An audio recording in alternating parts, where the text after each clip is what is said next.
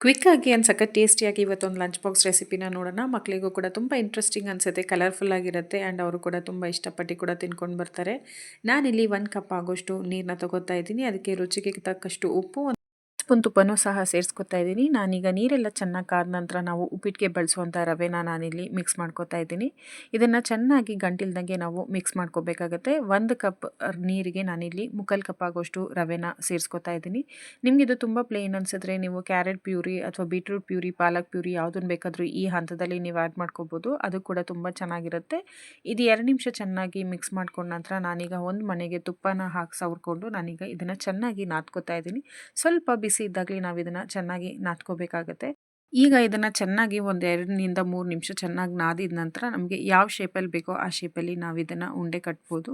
ನಾನೀಗ ಎಲ್ಲನೂ ಸ್ವಲ್ಪ ಮೀಡಿಯಮ್ ಫ್ಲೇಮಲ್ಲಿ ಉಂಡೆ ಕಟ್ಟಿ ಇಟ್ಕೋತಾ ಇದ್ದೀನಿ. ಇದು ತುಂಬ ಸಾಫ್ಟಾಗಿ ಏನು ಸಖತ್ ಟೇಸ್ಟಿಯಾಗಿ, ಮಕ್ಕಳು ಕೂಡ ಯಾವಾಗಲೂ ಒಂದೇ ಥರ ಬ್ರೇಕ್ಫಾಸ್ಟ್ ತಿಂದು ಬೇಜಾರಾಗಿದ್ದರೆ ಈ ಥರದೊಂದು ರೆಸಿಪಿನ ಮಾಡಿಕೊಡಿ, ತುಂಬ ಇಷ್ಟಪಟ್ಟು ಖಾಲಿ ಮಾಡ್ಕೊಂಡು ಬರ್ತಾರೆ, ಅಷ್ಟು ಟೇಸ್ಟಿಯಾಗಿರುತ್ತೆ. ನಾನೀಗ 5ರಿಂದ 10 ನಿಮಿಷ ನಾನು ಇದನ್ನು ಸ್ಟೀಮ್ ಮಾಡ್ಕೋತಾ ಇದ್ದೀನಿ.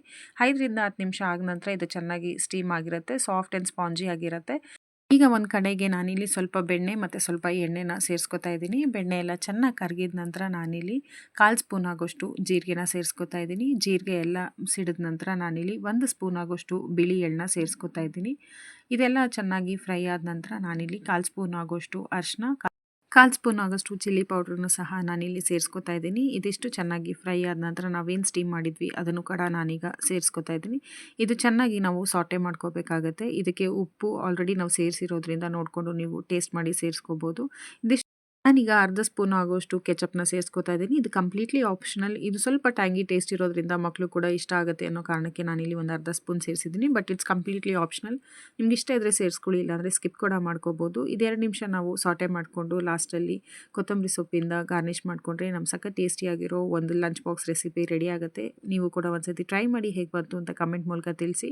ಈ ವಿಡಿಯೋ ಇಷ್ಟ ಆಗಿದ್ದಲ್ಲಿ ದಯವಿಟ್ಟು ಒಂದು ಲೈಕ್ ಮಾಡಿ, ನಿಮ್ಮ ಫ್ರೆಂಡ್ಸ್ ಆ್ಯಂಡ್ ಫ್ಯಾಮಿಲಿಗೂ ಸಹ ಶೇರ್ ಮಾಡಿ. ಇನ್ನು ಮುಂದಿನ ರೆಸಿಪಿಗೋಸ್ಕರ ನನ್ನ ಚಾನಲ್ನ ಸಬ್ಸ್ಕ್ರೈಬ್ ಮಾಡ್ಕೊಂಡು ನೋಡಿ ಅಂತ ಹೇಳ್ತಾ ಮುಂದಿನ ಹೊಸ ಲಂಚ್ ಬಾಕ್ಸ್ ರೆಸಿಪಿಯೊಂದಿಗೆ ಸಿಗ್ತೀನಿ. Thank you.